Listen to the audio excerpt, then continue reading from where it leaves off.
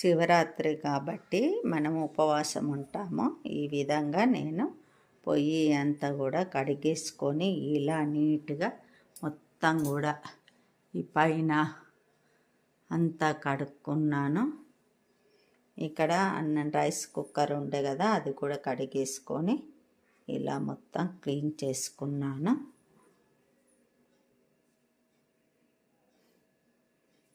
లక్ష్మీదేవి పొయ్యి కాబట్టి ఇలా ముగ్గు పెట్టుకొని మనం బండలు కూడా చాలా నీట్గా, ఒక్కొక్కరి ఇళ్ళల్లో ఒక్కొక్క తీరు. కొంతమంది పండుగలాగా కూడా పిండి వంటలు చేసుకొని తింటారు. రేపు మేము ఉపవాసమే చేసుకుంటాం. రాత్రి సాయంత్రం కలిసి సాబుదానా కిచిడి లేదంటే పండ్లు. శివుడికి చాలా ప్రీతికరమైన పుట్టినరోజు అన్నట్టు శివరాత్రి రోజు కాబట్టి అభిషేకాలతోటి రేపు అన్ని శివరాత్రి రోజు మేము అభిషేకాలు చేస్తాము. అప్పుడు కూడా చూపిస్తాను నేను.